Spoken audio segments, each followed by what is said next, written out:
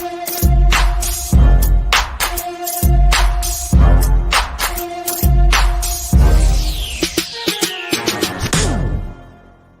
everybody, welcome to week 4 of the 4for4 DFS MVP podcast. I'm your host, John Breslin. You may know me as Pro Patrol, joined by Pat Crane, Neil Orfield, Davis Maddock.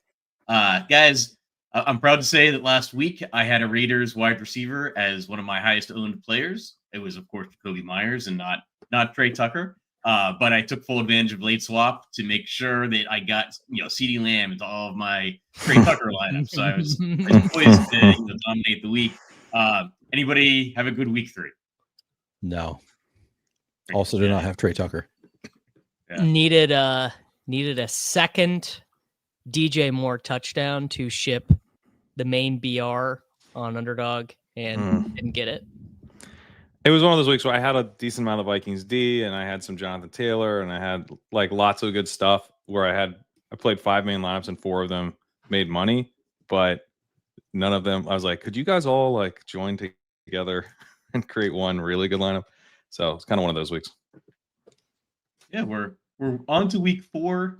It feels like a different kind of slate. It's 11 games down from 13.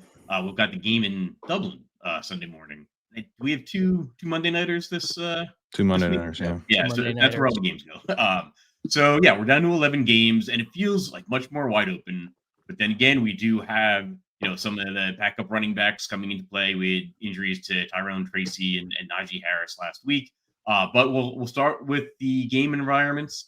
Neil, we'll kick it off with you. Are there any game environments sticking out to you this week? Yeah, I mean, not to the extent of last week, but we still have some really strong ones. I immediately gravitate again toward the Bears game. I feel like that's just going to be a theme, is the Bears have such a bad defense and a good enough offense that it's always going to be a good game environment there. Bears and Raiders looks like there could be some fireworks there.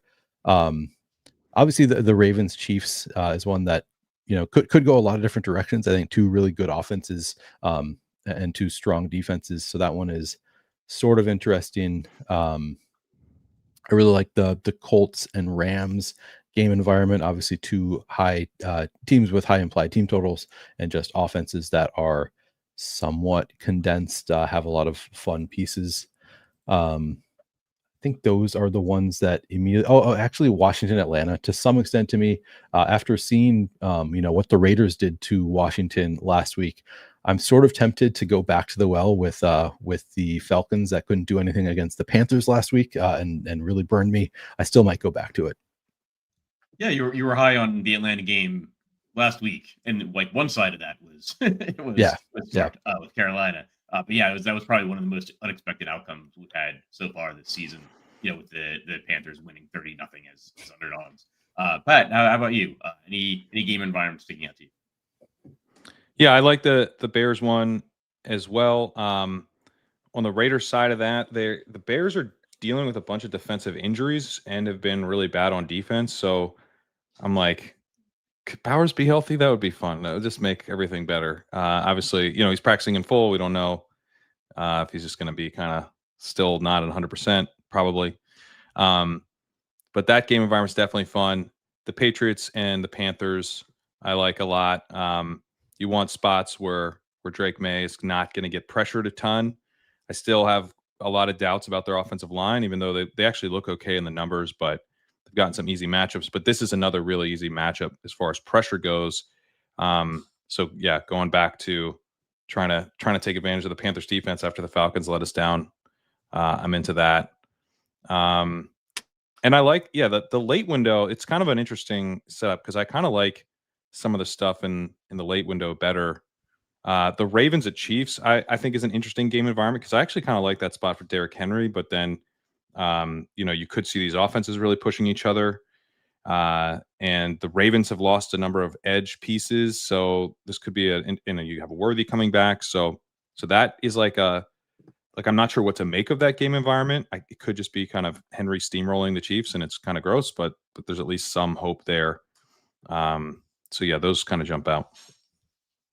So breaking news, alerting us in the chat, but yeah, Jaden Daniels out, Terry McLaurin out. I'm actually McLaurin as well. Yeah, and it actually they're calling him week to week, not great if you're a Commanders fan. But yeah, Davis, we'll get to you on game environments. What stands out to you? I mean, I think the sneakiest one is Cleveland and Detroit. Under Stefanski, even though the Browns defenses have been really good, they have had Jacob Sanderson pointed this out to me yesterday. They were like basically like number 1 in the NFL in EPA per play on defense at home, but they'd be closer to like 11th in the NFL on the road. I also just happened to look this up this morning when I was writing. The Lions have the highest points per game of all home teams in the Goff, Dan Campbell era, which I think you'd expect, but is still pretty stunning to be like, oh, the Lions are a better offense at home than Josh Allen and the Bills or Lamar Jackson and the Ravens, which is pretty interesting. And the Browns obviously want to run the ball, but when you're down 14-0 in the first quarter, it'll probably look a lot closer when Flacco led the entire NFL in dropbacks per game weeks 1 and 2. And then I really like the San Francisco side of that Jacksonville. I think early stuff I'm looking at right now has all the 49ers is like way under, which maybe is just a function of some sites have Jennings in, some sites like it could just be that. Yeah, we're gonna have to watch the San Francisco injury report again this week because I think we were expecting Brock Purdy possibly back last week, but this week seems a little bit closer. But then Mac Jones is dinged up as well, and then we had the Juwan Jennings, who's questionable, I think, but I think maybe people were anticipating he would play on Sunday morning, and then he was scratched. It seems like kind of a disjointed week. We actually have some really high implied team totals, right? With Buffalo, Detroit. I think Buffalo's 31.5. Buffalo's is too high. Yeah, I'm worried about people playing full games. Yeah, but it's an NBA thing, right? Like if the team blows the other team out, they had to put up enough points to do it. But I think people are going to go to James Cook. I think Josh Allen is going to be, someplace people go on, maybe more on FanDuel than on DraftKings. But it's just so hard to know where else to go, with the Bills offense, because they spread it out so much. So we've got these high implied team totals in large spread games, and then we have closer spread games that where it's still like a decent total. But the implied team total doesn't stand out, right? Because it's a close spread. So it's a kind of disjointed week in terms of game environments. Like something is probably going to rise to the top. So I still think it's a good idea to stack. Even in some of the like I mentioned the Patriots one. Like, what do you do with that? It's like you can't really stack Drake May. So some of the there's a few game environments where it's not super stackable, super obvious. Yeah, I think with Drake May, this is kind of an aside, but I think Hunter Henry, he's leading the Patriots in targets, I think receptions and receiving yards. And there's such a low opportunity cost at tight end that we always, we generally want to stack our tight end with our quarterback anyway. So yeah, I think Hunter Henry's the answer there. But we'll start off with quarterbacks, Pat. Do you like Drake May, or where else are you looking at quarterback? Yeah, I'm into Drake May this week. I agree with you that you stack him up with Hunter Henry, but it's like I'd like to be able to do more than that if possible and attack this game environment. But yeah, I do like him quite a bit. I think Mariota's back in play. He's only 5,000. I ended up playing a lot of him last week because he just allowed you to do a decent amount. You can go to Jackson Dart. You save 500 there. I think he's fine. Mahomes. That's, if you want to play that game environment, as I mentioned, I think I could see that going a couple different ways, but there's definitely upside there. And Brock Purdy, I do.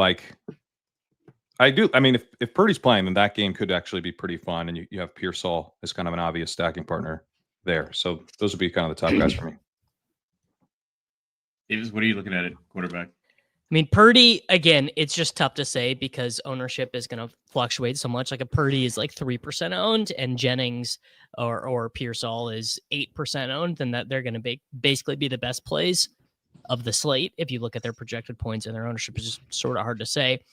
The one thing I would no one wants to hear this from me, but Mahomes might literally have 53 dropbacks in this game against the Ravens. And he also might have Xavier Worthy back in some kind of functional form, while also Mahomes leads quarterbacks in rushing yards right now. And everyone is so disgusted with what the Kansas City Chiefs have done on offense that, like, I mean, what do they have, the 6th highest total on the slate or something like that? And they're just like not going to be a part. Like, no one's playing Tyquan Thornton at 4K. No, you want to talk about a guy who's going to be under-owned relative to his projection? Travis Kelce. Not one red-blooded, God-fearing American is clicking Travis Kelce into their lineup 0% owned this week. Yeah, it's Not a single no person. chance. And then Daniel Jones and Jared Goff. I feel like the Daniel Jones thing, I feel like I'm the one who's losing their mind. Like, Daniel Jones is the best quarterback in fantasy. They have a dome game, a pace-up game. Both teams play relatively quickly. The Rams just gave up a GPP winning score to Jalen Hurts. The passing tree got more condensed with Alec Pierce out. You have a $3,200 guy that you can stack Daniel Jones with, and he's nowhere in ownership stuff. I feel like I'm taking crazy pills. Neil, any quarterback thoughts for you?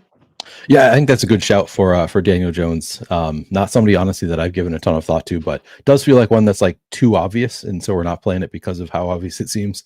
I'll play a good amount of the chalk in Geno Smith, projected for to be maybe the highest, depending where you look, the highest owned quarterback on the slate. But I'm just going to keep jamming quarterbacks against that Chicago team until they prove that they can stop quarterbacks. I like Jalen Hurts quite a bit against Tampa so far in the season. This is the 3rd best matchup for quarterbacks in terms of schedule adjusted fantasy points allowed.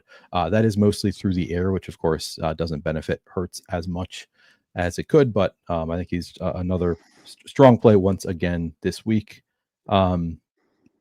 I hate to go back. It's always painful to go back to the quarterback who you were really in on last week, and he was terrible last week. But I do think Penix is a strong play again this week, because I think he's going to come in really low owned after disappointing everybody last week. And this is a spot against the Commanders, who have just given up monster games to opposing passing games. They gave up the monster game to Tucker Kraft. They gave up a monster game to Trey Tucker. I think they can be beat pretty easily. Whether Atlanta can take advantage of it, I don't know, but I'm going to take some shots on Michael Penix at low ownership. I don't think we mentioned Caleb, but he's another guy. Oh yeah. Well, I'm I mean, he's excited about like too. going to be the most owned quarterback, I guess. Yeah. I think like the ownership projections are actually pretty close. They're actually varying, between sites across the industry, right? The highest owned quarterback, and this will adjust for the Marcus Mariota, Jaden Daniel news.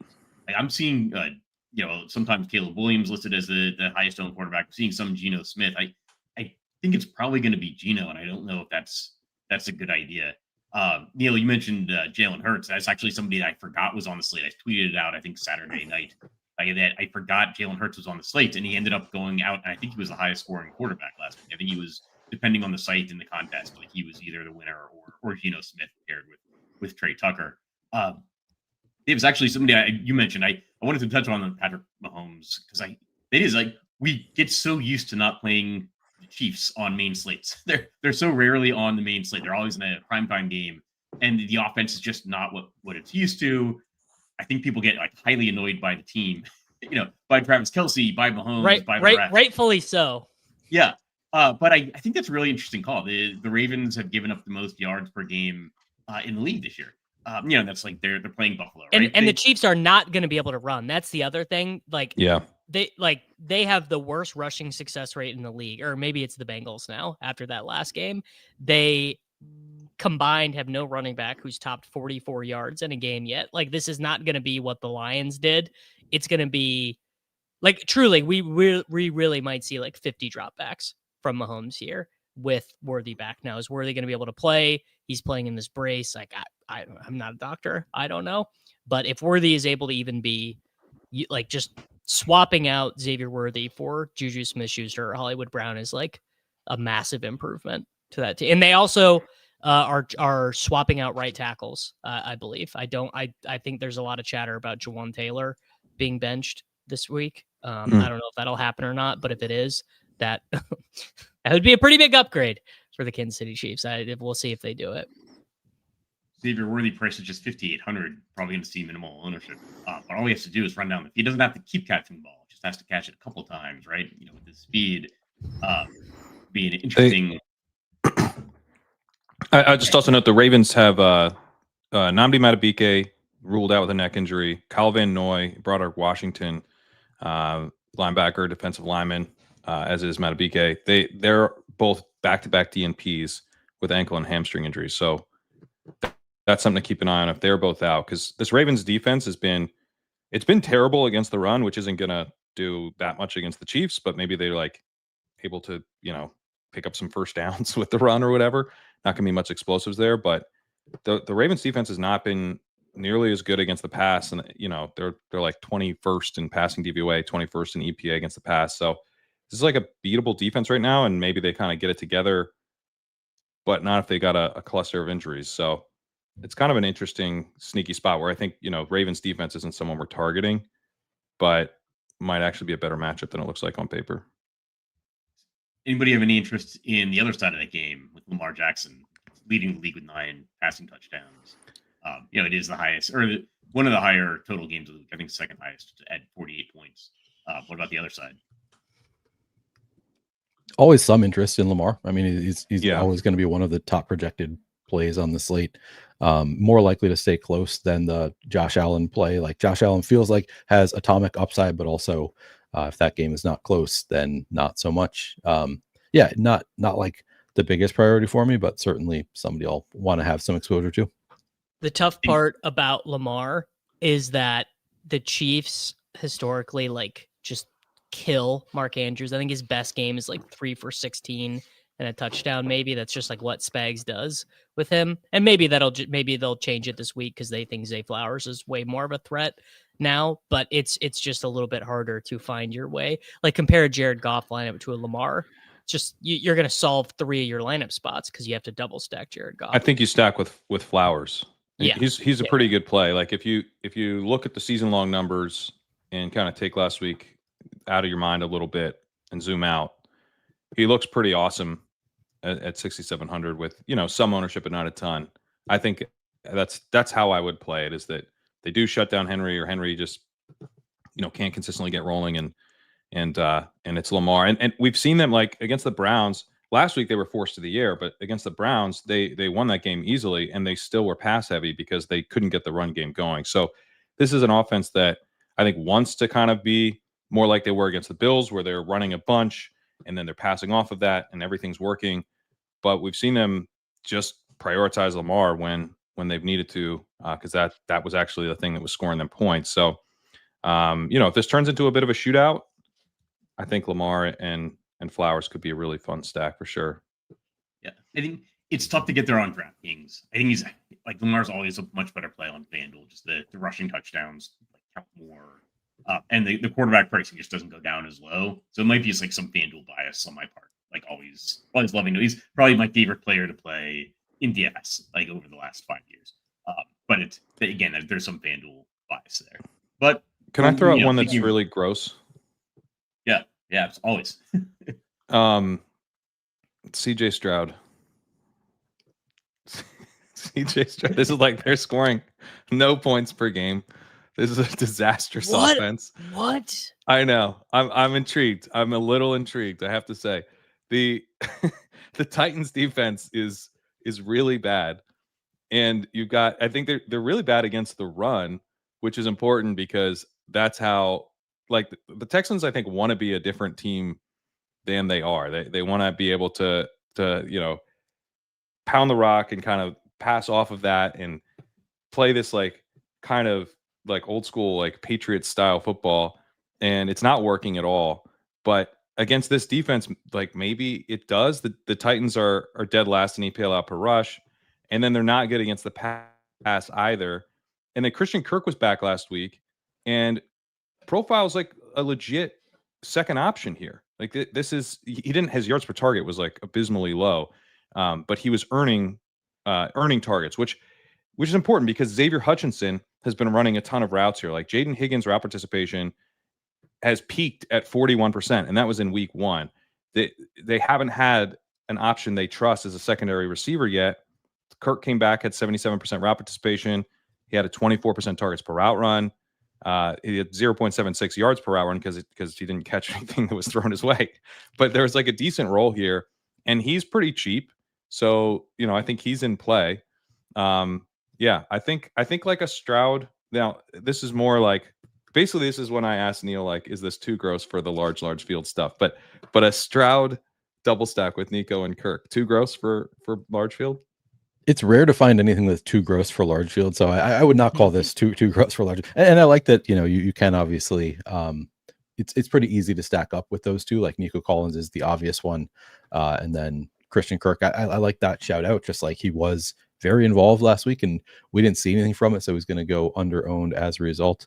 I'm just looking at schedule adjusted fantasy points per game allowed, which obviously catch all metrics, maybe not as good as like the very specific stuff, but it's showing Tennessee is the fourth worst matchup for quarterbacks so far on the year. I guess that's because they allow virtually zero on the ground, which obviously is not a concern for CJ Stroud anyway. But I guess according to this metric, which is small sample size, maybe a lot of noise there, but maybe not the best matchup from what I'm looking at. I don't know, that offensive line just always concerns me. Like I never want to play them because the offensive line is so bad, but yeah, really definitely bad. Not too gross for large field. It's healthy though. A lot of injuries this week. The line's healthy. So it's relatively better. Going to play. Yeah. I think it's an interesting call because I think it's the lowest total we've had on the main slate this year. It's like 38.5 points, but it's a 7.5. Houston favored by 7.5 points. So implied point total isn't that bad. The Titans, I guess it's conflicting metrics. They've given up the third most points per game in the NFL, the eighth most yards per game on defense. So it's not a good defense so far. Although question some metrics point otherwise. But absolutely nobody's going to go there. Nobody's going to play CJ Stroud. I think he's good. I'm going to do a $5 milli with it. That's how much I'm willing to risk. He's good for the price and the ownership, but I don't know if he's good for the fantasy points, right? He's better than people think, but people are so down on him. Yeah. Is he? You can start him in Superflex this week. I'm benching him. I'm in a Superflex league with the Roto World guys. I'm benching CJ Stroud for Carson Wentz. I did it last week, and I'm doing it again this week. I actually think that's acceptable. Now that we've touched on CJ Stroud, let's just move on to running backs. Davis, what do you have for us at the running back position? I know a couple, injuries playing a major factor. What are your thoughts? I mean, I think the main thing you have to ask yourself at running back is after Christian McCaffrey and after Amari and Hampton, how wide do you want your player pool to be? Are you wanting to be like, oh, I really want to make a concerted effort to get Bijan in, to get Jonathan Taylor in? Are you willing to play Ashton Genty after not really doing anything for each of the first 2 weeks? He scored a touchdown in week 1, but it's not really a big deal. The offensive line has been so poor. But Ashton Genty is going to be owned this week just due to salary needs. Just there's not a real obvious punt wide receiver. We don't have a 4K quarterback, all that stuff. I'm totally in on Genty. I am out on Scatterboo in terms of double digits. The most passes that Jackson Dart ever completed to one running back when he was at Ole Miss was one season. One of his guys got 19 receptions. His final season at Ole Miss, his two running backs were 7th and 8th on the team in receptions. So unless they really have specific stuff installed to throw to Scatterboo, isn't that partly because he's playing for a coach who got Trey Harris wide open? Doesn't that seem like if you can get Trey Harris wide open, why would you bother? You can get in. Well,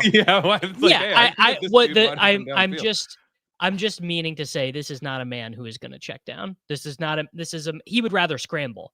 He would rather scramble than dump it to Scatterboo. I think my player pool at running back is going to be quite tight this week. I think it's going to be McCaffrey, Taylor, Gibbs, Bucky, Hampton, and Genty. And I think on DraftKings, I don't think I will play anyone outside of those 6 guys.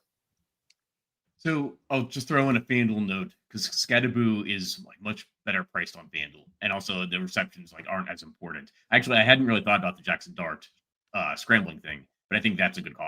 I don't like playing running backs like Justin Fields, Lamar Jackson, right? Because they're going to take the ball down and run rather than check it down to the running back. So I think that's a really good call. But Scatterboo there's a very small price difference between Hampton and Scatterboo on DraftKings. On FanDuel, it's pretty big. Hampton's priced up a little bit, so Scatterboo is really the only value guy. I mean, Hampton's definitely playable on FanDuel, but Scatterboo is much, much cheaper. But yeah, I think some interesting running backs there. Neil, still some running backs we I think in good spots to touch on. What are your thoughts? Yeah, I think McCaffrey, part of the reason it's tough to get to like Lamar Jackson is I feel like there are some really strong spend up options at both running back and receiver. McCaffrey, the number one at running back, he just does it every week, regardless of matchup. Looks great. Hampton looks great. Love the Genty call out. He's somebody that I have a lot of interest in. Really big disparity in terms of projected ownership for Genty, depending on which site you look at. I think Kyron is actually in play this week at 6,300.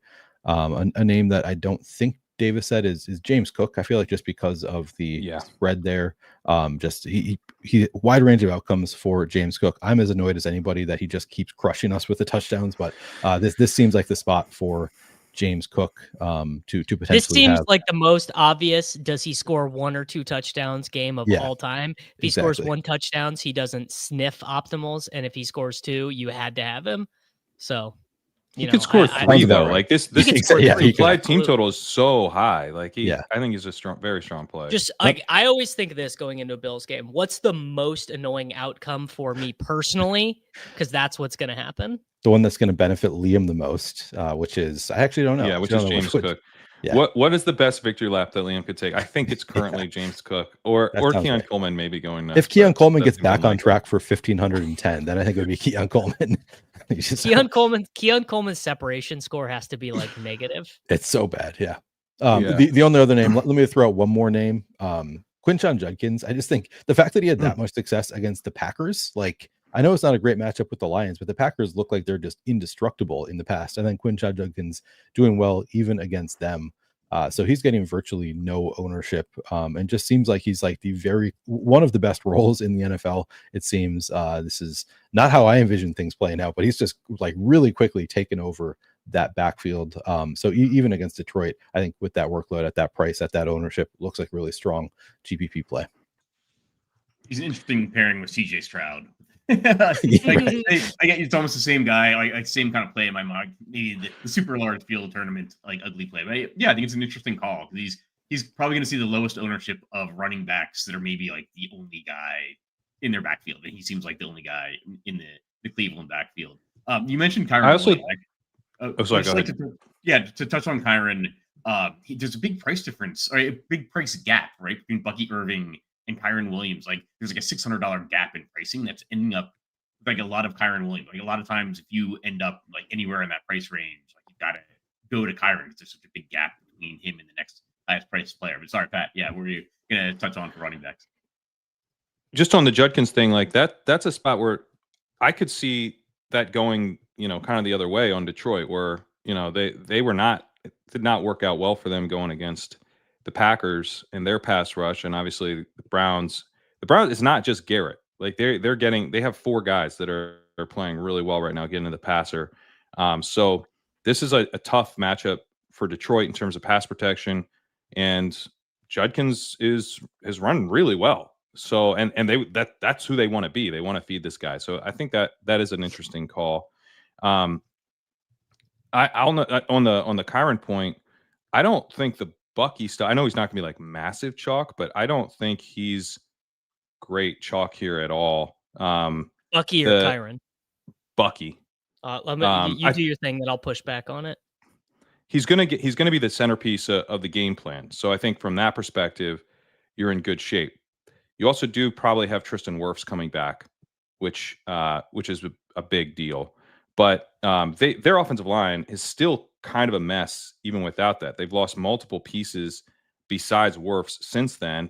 I was listening to a breakdown of them last week because they had this tackle Charlie Heck, who they might be able to get away with not playing this week, but it means then they'd have center Graham Barton playing tackle again, which is what they've been doing with Wirfs out. So they'd still have, then they've got their guard kicking a center, and then they've got a couple backup guards coming in. So it's been like totally shuffled around. And I was listening to this breakdown on Heck, and basically the analysis was that Heck was awful last week, but that the Jets pass rushers were even worse. So there's kind of like, this is an offensive line that I think could get exposed by an Eagles pass rush that's pretty good. And you do have Wirfs, but is he 100%, in his first game back? So The concern here for me is really around an offensive line that currently ranks quite poorly in both pass protection and run blocking due to the various injuries that they're dealing with. So that's my concern with Bucky. Let me it could try and happen, but sell if you. it's going to be popular, it makes me nervous. Let me try and sell you. The concept of them having a bad offensive line and no Mike Evans leads me to believe that this could be the 10 receptions for 30 yards, a la Jahmyr Gibbs in week 1 game for Bucky Irving. And that if he piles a touchdown in at some point on top of that, then you are looking at like the running back 3 on the week. I don't think this is like a slate breaker spot for Bucky, but like he had 29 touches last week, including 9 targets, or 6 targets. I think we could be seeing something really similar this week. That's definitely plausible. I don't see why I should have to do that with ownership though. Like that's like Valid. that sounds like a pivot, you know. He's a wise man. The chalk that I do like, I mean, Christian McCaffrey is going to be big chalk, but I guess what I would just a little note of caution if you're building lineups and you're like, look, I get that Christian McCaffrey is going to get all the targets and he's going to rack up PPR points and he's going to sleepwalk to 23 points per game. But is he really going to bury me? You know, he's pretty washed. He's only averaging 25 fantasy points per game. He's running back 41 in rush yards over expected per game. He has a really poor 34% success rate. That's running back 37. Like, he's not going to do much on the ground. It's really just that, you know, he'll rack up enough catches and he'll get there. But I can beat the field, you know, by saving the salary, etc. I think Christian McCaffrey could bury you, like could legitimately bury you. I was looking at his numbers. 40. Yeah, like get 40 for sure. Like his success rate in week 1 was 9%. And then he's actually been pretty good in the 2 games since. He's averaging like 54% success rate over the last 2 weeks. And he has Purdy coming back. He's also coming off a 15 target game. So like there's some serious upside as the receiver. So if he's just a little bit above average as a runner, he gets in the end zone and he has anything close to the receiving role that he's had so far, which has a 30% target share with 2.09 yards per route run, you're dead. Like I think just don't get too cute with the McCaffrey. Not that you have to have him everywhere, but I think there was a narrative. I was sort of part of this narrative, which is why I think I'm making a point to correct it. Is that like, oh, he's kind of like he's basically Kamara from last year, where you're really just betting on like receiving volume. But he could be, but I think he could also like this could be the game where we actually like realize that's very wrong, and he's just Christian McCaffrey again. So I want to definitely have a good amount of McCaffrey on this slate. And then Hampton was a cover boy, the walkthrough. This is just a really fun game because I think a really fun setup because I think the Chargers might be more like we thought they would be. They still have yet to have like a really high pass rate. They've had high pass rates over expected with really low expected pass rates, but they've yet to like just shuck it constantly. And they now get a rookie quarterback, their favorites. And it's sort of an obvious spot against a bad run defense where you'd get the rookie going, right? You're without Najee. Let's make sure we have this running game going the way we want. I think Hampton gets fed here. He obviously got a ton of receiving work last week, so I think he's good chalk as well. I think Hampton's an interesting call. Is there a concern that the Chargers? I mean, I think Hampton's going to be like the chalk, but is there a concern the Chargers just like to keep things a little bit more split than other teams?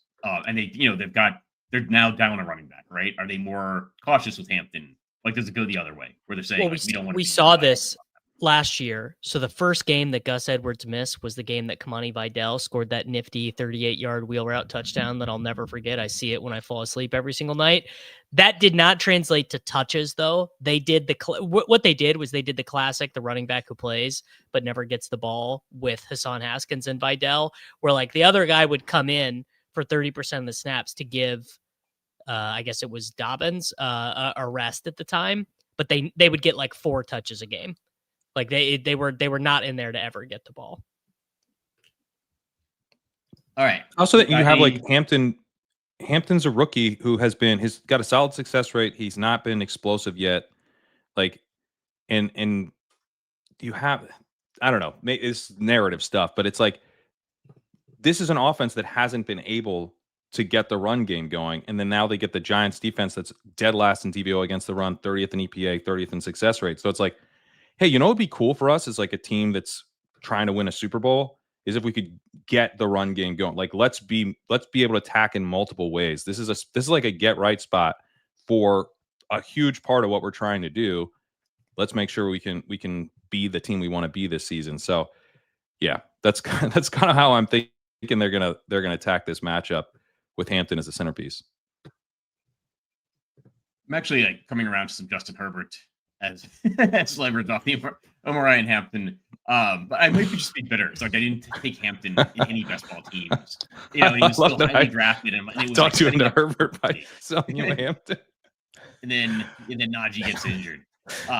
But yeah, let's move on to the wide receivers. Neil, we'll go to you. What wide receivers are sticking out to you?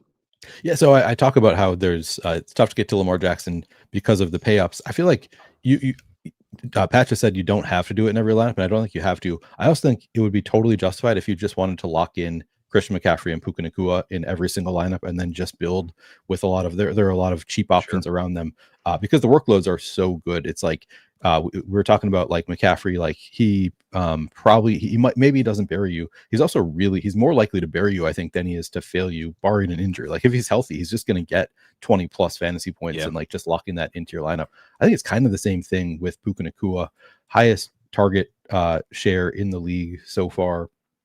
Now we might get Devonta Adams out, but regardless of Adams' status, I think Puka's it's tough for him to fail when he's being targeted to the extent he is. Obviously that's chalk, but put those guys in your lineups, you're locking in 50 fantasy points or 45 maybe, with upside for a lot more. I think Puka is just really good. I have them in my sheet combined to project for 52 fantasy points. It's insane. CMC. Yeah. And you can fit them in really easily. Like if you just run optimals, you get them in most of your lineups because there are so many really strong value pieces as well. Chris Olave, one of those value pieces. I guess I'm sorted by ownership right now, so I'm seeing all of the chalk. But I'll start there. I think, again, if I'm playing the Raiders, I think Jacoby Myers looks great. He's also projected to be pretty chalky. Trey Tucker, I actually think it's not that chasey for large field tournaments. Like, yeah, he scored 3 touchdowns. He's probably not going to do that again. But he has enough involvement that in this matchup, I'm willing to chase it just a little bit. I mentioned that I'm willing to go back to the Falcons. I think Darnell Mooney actually in this matchup, again, we saw Trey Tucker have a lot of success against Washington. I wouldn't be surprised if Darnell Mooney also has success in this matchup. His price has come up a couple $100 from last week, but he was targeted. Obviously, he didn't hit last week, and that was a really big bummer for me. He was targeted a ton in that game. I want to say double-digit times. So the workload was there for Darnell Mooney last week. He's 4,700. And of course, you can go back to Drake London is down to 5,700 in a great matchup. I think it's a spot to target again. If Michael Penix can just play competently, I think there is space for them to have a lot of success here. I think those are, I might have had a couple more names here, but I'll pass it on to Pat. What do you guys think happens with Devontae Adams with the hamstring stuff? It's total veteran rest. He's fine. Yeah, he's fine.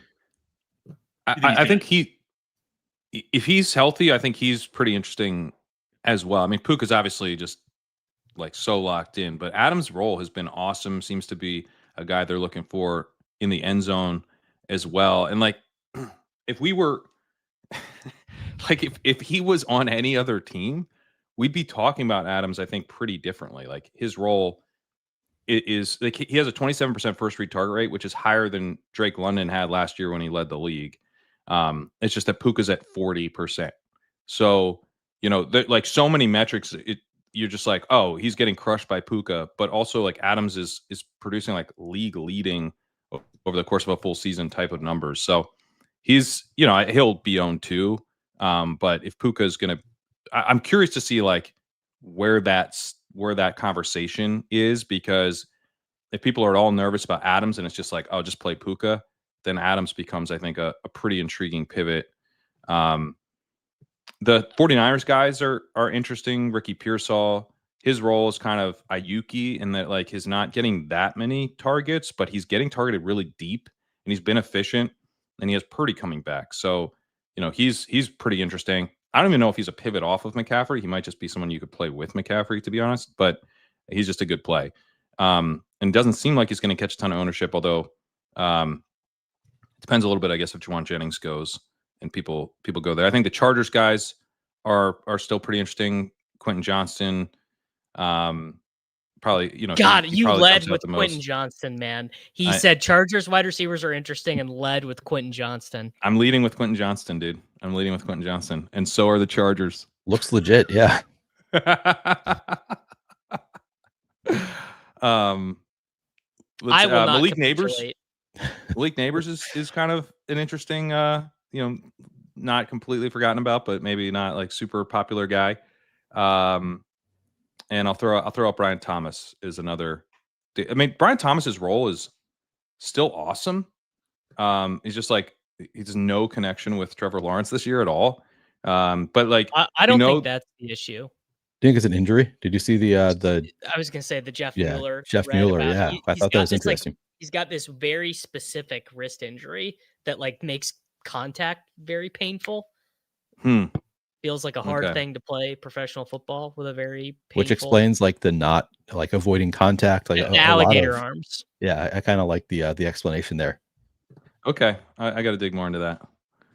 Actually, he's getting targeted on Ricky Pearsall. He's leading the league in yards per catch with guys like with 10 plus percent. And he's a better FanDuel play, I think, than draft. He's like priced pretty well on FanDuel. Like, some guys just way more likely than the average wide receiver to get the bonus though on DraftKings, which can make up for some of that PPR discrepancy. That's one of the things that you really have to account for is how much less likely the bonus is now. 317 yards per game is the current average across the NFL. That is 20 yards lower than last year. It's over a decade long low in yards per game from teams. All right, David, sorry. Any receivers from you? I mean, I just like St. Brown is like an all-timer. Like my stuff says he should be closer to like 25% owned. I'm looking at like 14% on DraftKings right now. Just feels like a total flood it. And if Jacoby Myers is really going to be 20%, which I think he probably will, and I'm not even saying it's wrong, but it just means any guy you like in the 5Ks, Juwan Jennings, DJ Moore, Keenan Allen, Drake London, Michael Pittman Jr., all these guys, you can kind of just have your way. I really like a Daniel Jones, Michael Pittman Jr., Puka Nacua team. I'm going to the mat there. And then two other things. I mean, one, AD Mitchell is 3,200. He's really the only cheap guy I see that should have full routes, but when Alec Pierce has been out, Josh Downs has not played in 11 personnel. It's just been, or in anything with two wide receivers. He didn't last week either. Mitchell took more route because Pierce was hurt mid-game. Mitchell's route spiked, and Downs was actually a little bit lower than he was in week 2. Now, the other thing that I really honestly wish Worthy was not playing, because 4K Tyquan Thornton with a 22% target share leading the NFL in ADOT would like actually be a giga jam. But as it exists now, you either have Tyquan Thornton, who might not run Tyquan Thornton giga jam, $4,000 with that target profile. You're lucky as hell that Worthy's playing. Giga jamming Tyquan Thornton would not be good. If Worthy doesn't play, you would play Tyquan Thornton too. You really would. I'd consider. I wouldn't giga jam him. He has back-to-back games with 9 and 8 targets and a touchdown. It would be Quentin Johnston level denial. No. Well, you can't play that guy at 4K. But as it stands, obviously the frustrating thing is that Worthy is going to play, and I would say he doesn't know. The Chiefs don't know. No one knows what is going to happen when he gets in a game. Like, is he gonna be like, oh, this is awesome? Like the offense that we built for 6 months is totally gonna happen, and I'm gonna score 20 fantasy points per game, or oh, I actually can't be tackled, or I'm in horrible agonizing pain. Who knows? Yeah. What do you think happens behind him? Because my assumption was that they still play Thornton, Brown, and Juju. Hollywood's kind of rotate it. You think Hollywood's out? Okay, interesting. Yeah, he's been so bad. Thornton's been so good. They're Yeah. obviously going to try and scale up the 12, like to like 60% of their snaps. I think they're like we got to just get Noah Gray on the field because we can't block. So we got to have another. That's how guy you to know it's a block good up there. season, when you got to get Noah Gray on the field. Well, I think literally they're just like, we have to get Hollywood Brown off the field. Yeah, Like, yeah. I get it. I have a question, like a forest through the trees question, kind of sparked by the yardage that Davis that you just threw out. But like, if we're seeing less yards, like seeing less scoring, are receptions just much more important, especially on DraftKings? They are, but it's touchdowns. It's a game that's totally driven by touchdowns now. Like, because you have to get a lot of receptions, even on DraftKings, to make up for a 17-yard touchdown. But remember the year where you had to play Christian McCaffrey and Michael Thomas. Anyway, that was just it. I mean, it was I think 2018. Like Michael Thomas set the NFL record for receptions. Like Puka, I think, is on pace to eclipse that. Like, are we going to look back on the season in like week 12 when like Puka and Christian McCaffrey are 10,500 and just go, we should have just jammed them in every single, and Neil, you were kind of touching on that idea, right? Like we just be jamming them in and then building with whatever else we have. I think it's a viable strategy. Yeah, honestly, I don't think I'm going to do it, like lock in Puka and McCaffrey, but I do think it's viable at these price tags. Yeah, it's also more valuable, to your point, to find spots where dropbacks are going to increase inside a projection. We're like, oh, we thought this team was going to be 55-45, but they were actually a 70-30 because of X, Y, or Z. All right, we'll move on to the tight end position. Neil, why don't you start us off? Tight end position. All right, hang on one sec. Yeah, I like to call it. Pat brought up Bowers. We can just hope for some health there. I don't know. I've been playing Bowers. It has not been working out, but I'm getting into the fancy receivers. We're going to get Jacoby Myers as chalk. Trey Tucker might get double-digit ownership. Bowers kind of getting lost there. And if he is healthy, I would expect him to be the alpha still. I'm going to hope for health there and play some Bowers. Certainly. It's not like total blind hope either, because he was up to, I believe, 91% route participation last week, which is pretty great, especially since, we were worried about him like being in the 75% range in preseason and all that stuff. So, if he's out there that much, he can't be like that unhealthy. He obviously isn't drawing targets the way we want, but that's going to change. Trending in the right direction. Yeah, he's been out there, but like not looking his healthiest. It's like he hasn't. He has not looked like Bowers. So maybe with a little bit, he's more looked a step slow for sure. Yeah. So I think that we can play it, and there's a little bit of like hoping that he's healthier than he has looked. But it seems like he's going to get healthier over time. At least that's the hope. So I like that shout.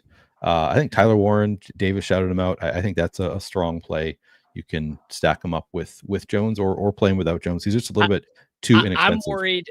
So I was hoping to get your guys' opinion on that. I'm worried that we might have actually crossed the Rubicon and jumped the shark with Tyler Warren, where we're like, oh, look at that first read target share. Tyler Warren should be the most owned tight end in the slate every game for his whole rookie season. I'm worried we were like, oh, Tyler Warren, and now Tyler Warren is top ownership, top optimal rate, top, like literally in my sheet, top of everything. And I'm like, that I don't know if that's right.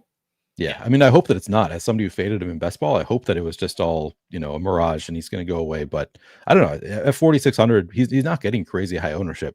I think it is right. I think it's right. The stuff, like I dug into the Daniel Jones stuff, and I think a big part of what's going on is that like this team has just been able to like establish the run and then work off of that, and they're front running like big time right now, and I think that's not lost on them. Like they need to get Jonathan Taylor going. And then Tyler Warren was obviously a huge part of their offseason plan and has been a star right away. He's tight end 5 in run block rate, tight end 2 in yards per route run. So he kind of embodies this like multi-pronged attack that they've been able to use to make Daniel Jones look awesome. I think he's going to, he's obviously going to be out there a ton, but like he's going to be a core part of the game plan again. And like, he's got a 19% first read target rate, which is 92nd percentile, 26% targets per hour, and 96th percentile. He's not expensive. Like that's the thing. The other thing, by the way, is that he's got 80th percentile double coverage rate. So teams are trying to take him away, and it's still not working. I think what would change it, Davis, is that his price rises, and then we're like, I don't know, but like, it's not like he's giga. I might need to see a touchdown before I'm all in on Tyler Warren in every. Well, like, I'm the guy who plays Trey McBride without any touchdowns, so I don't need touchdowns. Yeah, who needs them? We'll see. I might need to see the team not just easily scoring rushing touchdowns every time they get in the red zone before I'm like, all right, this guy is the stone chalk is what I want. Yeah, that's fair. I think there's some Brock Bowers, Tyler Warren like interplay, right? Like, because we saw Brock Bowers last year, right? He set the reception record for tight ends, and then we saw Tyler Warren start off this year with like 70 yards in the first 2 games. Like, oh, this is it. It's the Brock Bowers of this year, right? The rookie tight end that's just going to pile up receiving yards and receptions. But he's seen decreasing targets in each game. I'm kind of with Davis on this.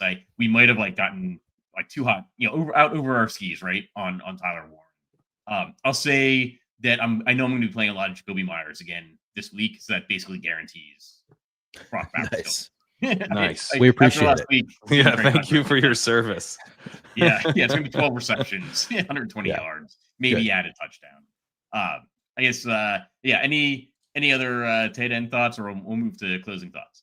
David Njoku, 81% of the routes, fanning down to 51%. With Bond on the field instead of Fannin, that's a player who can't earn targets for a player who can, which is good for Njoku because Fannon's obviously better than Bond. I don't know why the Browns are doing that, but they are. Njoku is like super high in the sim stuff. And just a very funny thing is that Brenton Strange is going to be the cash game tight end this weekend. And there's one thing I know, it's when all the cash game players all agree on one shitty tight end, that guy's like a lock to score a touchdown. I remember like K-Dot and 70% owned in cash games one week had the 30 ball, the 8 for 80 and 2 touchdowns. So I would I'm just jamming Bowers this week. Got in a full practice on Wednesday, Thursday, and Friday. First time this season he's done that. To point out that actually the chat pointing out Michael Mayer, I think, is probably going to be out with concussion. So that probably affects Bowers as well. So should note that. I was like shocked when you started off some Harold Fannin slander, but then you brought it back to to the fact that with him off the field, that's better for Njoku because Chris Harold Fannin is so good. I think Njoku ends up getting a little steamed, and I'd be careful with that. He still has a lower target share than Fannin, even with the routes. He's really bad if he gets steamed. Like if he ends up being like 12%. So bad. Yeah, it's really bad. So bad. So I would just be careful. Like he's not someone I'm really looking to play because like if Njoku comes in at 5% and I have him, I'm like, okay. And if he comes in at 12%, I'm like, maybe I should do something else with my time. The Brenton Strange call I like a lot though. I think he's pretty interesting. Well, he's gonna get steamed just because he's in people's cash game lineup. So like whatever he's gonna end up being more owned. I think we're gonna. What about Ertz? More of a Debo guy. Any Ertz interest? You're a Debo guy, okay? McLaurin out, Has he ever done it with Mariota? I mean, or is he Daniels? I don't know. Yeah, I don't know. Well, I mean, how would we like? We haven't seen it a ton. Yeah, right. Small sample. Yeah. Actually, I think Debo's a really interesting call. We should have brought him up earlier because the Commanders' rushing game just did everything last week. Like Nichols broke off the 60-yard touchdown. Like they just kept getting long runs. Like Debo got 3 rushes last week. They might be intending to use him more in the rushing game, right? With Eckler out, like that might be the answer rather than JCM. Yeah. I'll also note Juwan Johnson targets per out runs of 23, 24, and 24% in each of his 3 games this year. So super, super consistent usage. And yeah, we could maybe see them just needing to throw a lot. They're gonna be down. Closing thoughts. Davis, we'll start with you. Any closing thoughts on the week? Any sticking the flag in the ground with plants. I mean, I was so ready for my flag plant to be Gene, but then now he just looks like I'm also going to be joined by 900 of my closest friends planting that flag. So that's a lot less fun. I guess my flag plans would be McConkey is the Chargers wide receiver you want, and buy when others are fearful on Brock Bowers. Like just the getting ahead of the week that Bowers is fully himself again. He's 5,800, bro. This is a guy who had a game last year. I kind of had forgotten how preposterous he was. He had a 14 for 133 in one game last year. Like this is a player who had more receptions his rookie season than Puka Nacua had his rookie season, and Puka is the greatest wide receiver that we've all like. It's really unbelievable. And Daniel Jones. There's my flag plans. Daniel Jones and Brock Bowers. And yet you can't play Tyler Warren. Your flag playing Daniel Jones without Tyler Warren. I'll tell you that Daniel Jones, Adonai Mitchell is like a way cooler pairing for DFS. Yeah, that's so cool. You're gonna feel really cool clicking. Yeah, it's gonna look awesome. Don't check the scores. Until that snowflake pops up. It's gonna look awesome. The scores. Don't check the scores. It's gonna be fun to enter. I'll say like the Brock Bowers Daniel Jones pairing probably not going to be used that much, right? Like who's going to use Bowers with Daniel Jones instead of Tyler Warren? Neil, any closing thoughts? Man, as I'm looking at it, this is like the least Neil week that I've seen, like in terms of my opinions, because I'm just jamming the chalk. It seems like I want to play the Raiders, and I want to play Puka Nacua, and I want to play Christian McCaffrey, and it just comes together really nicely, and then it's just all going to be chalk. So I don't have a great flag plant, if I'm being honest right now. I think that's just I think those are the plays. Yeah, I think I'm gonna flag plant Christian McCaffrey and Puka Nacua. Yeah, exactly. Yeah, it's like, man, I don't feel good about this. That was actually my flag plan. I was gonna go back to the whole 2019 thing, be like, yeah, we just got to keep playing these guys, Puka and Christian McCaffrey every week. But all right, Pat, any hot takes, closing thoughts? No, I think I'm still intrigued by Warren. I think he's a semi flag plan. At least going to have some chalk. Pearsall, I still feel excited about. But yeah, I'm kind of with Neil, where like the stuff I like most, like the Hampton stuff. Hampton's going to be chalk. He's going to be one of the secondary chalk pieces probably, but still like plenty owned. So I'm going to be looking for maybe Drake May. I'll flag plant Drake May as not someone that's gonna like be mega steamed. He's not super easy to stack outside of Hunter Henry, and so yeah, I think he would probably be the guy I'm most excited about. We didn't talk about Teteroa McMillan either. I think I don't know if he is owned, which it looks like maybe he will be. Then it's not that interesting actually, but if he wasn't owned, then he's worth keeping an eye on where the ownership falls because I think the Panthers could just end up like throwing a ton. Patriots are favorites here. I think they're going to have a lot of success. And so, yeah, if the McMillan stuff starts to come down ownership wise, I would be interested. I'll give a hot take. I think the NFL's game of the week ends up being the highest scoring game of the week, the Ravens Chiefs, right? Like the game we think, oh, it's going to be good for football, but it's not like a real good fantasy game. Like there's really not the injuries, right, that are making players pop in that game. But I think it is a game that could take off. Like it's got a wide range of outcomes. It's going to be underplayed. So I'll leave that as my hot take. But yeah, that'll wrap it up for this week. Good luck to everybody on Sunday, and we will see you next week.